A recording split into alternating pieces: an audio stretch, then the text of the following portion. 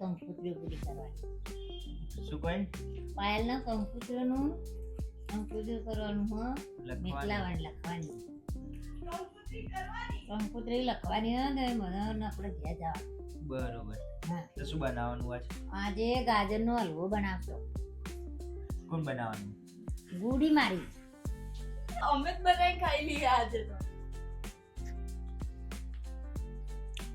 તો મિત્રો આપણે ગાજરનું કટિંગ કામ ચાલુ છે અને આપણે અત્યારે ગાજરનો હલવો બનાવવાનો છે અને જે તમને બતાવીએ કે આપણે કઈ રીતનો ગાજરનો હલવો બનાવીએ છીએ કેવો બને છે આપણે બ્લોગમાં તમે બન્યા રહેજો.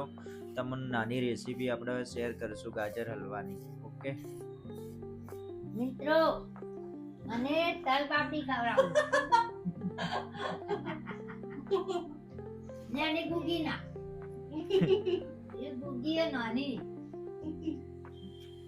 નાની ગુગી મોટી મમ્મી આવું.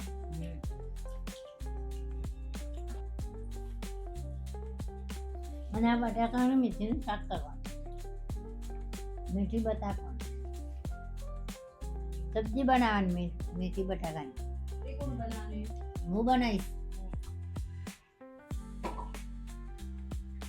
ગાજર બધા છૂલાઈ ગયા છે અને હવે હલવો બનવા જઈ રહ્યો છે ગાજરનો.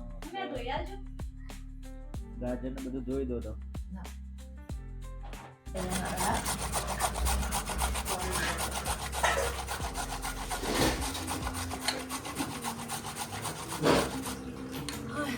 થાક લાગે મને.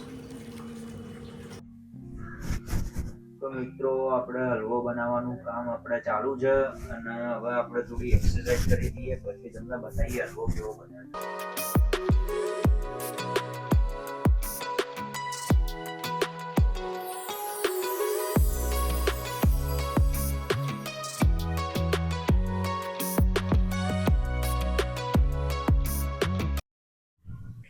તો મિત્રો બેઝિક વોર્મઅપ જે કસરત હતી એ આપણે કરી નાખી છે અને હવે આપણે જોઈએ હલવો કેવો બન્યો છે. ઓકે બ્લોગમાં બન્યા રહેજો. સૌથી પહેલા ગેસ ચાલુ કરવાનો પછી એના ઉપર તબડકું આપણે કહેવાય એને શું કહેવાય કઢાઈ નાખવા માટે સ્પેશિયલ એનું આપેલું જ છે ચીપી. સૌથી પહેલા નાખવામાં આવશે ઘી. આપણે એના માટે સ્પેશિયલ શુદ્ધ ગાયનું દેશી ઘી લીધું છે. બતાવો તો બ્રાન્ડ કઈ છે? હા એડવર્ટાઈઝ નથી પણ આપણે હાર્યું ટ્રાય કરવા લાયા છે.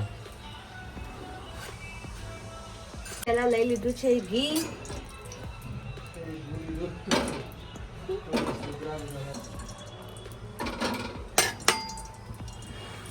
નાખો હેડો ફટાફટ. થોડું ગરમ થયા તો થોડું ગરમ થઈ ગયું. થઈ ના ગયું? નહીં થયું. થઈ ગયું. તો આપણે શેકી દઈએ આને ગાજરને. મને કોઈ આવડતું નહીં, યુટ્યુબ પર દેખે તો નહીં. હવે એક વાર બનાવ્યો યુટ્યુબ પર દેખીને, આ બીજી વાર બનાવું કેવો બનાવ્યો જોઈએ. એક વખત તો સારો જ બનાવ્યો તો એટલે ખરાબ તો નતો બને, આવડે એવો બનાવ્યો. હવે એને બરોબર મેશ કરી લઈએ ઘી સાથે. તો આપણે નાખી દીધી છે ખાંડ. ખાંડને મેશ કરી દઈએ.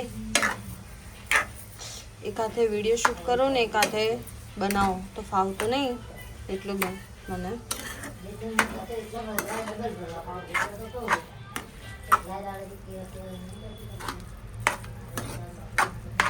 હવે નાખી દઈએ આપણે દૂધ.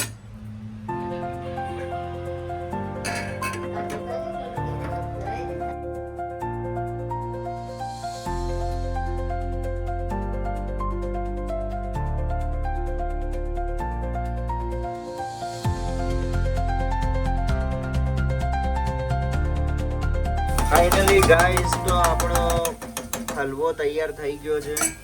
હવે આપણે કાજુ બદામ. ગાર્નિશ કરી દઈએ.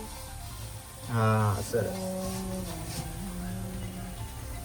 તો ચાલો સર્વ કરીએ હવે આપણે મસ્ત ગરમા ગરમ હલવો. કોને સારો લાગ્યો લાઈક કરજો, કોમેન્ટ કરજો અને વિડીયોને શેર કરજો. ઓકે.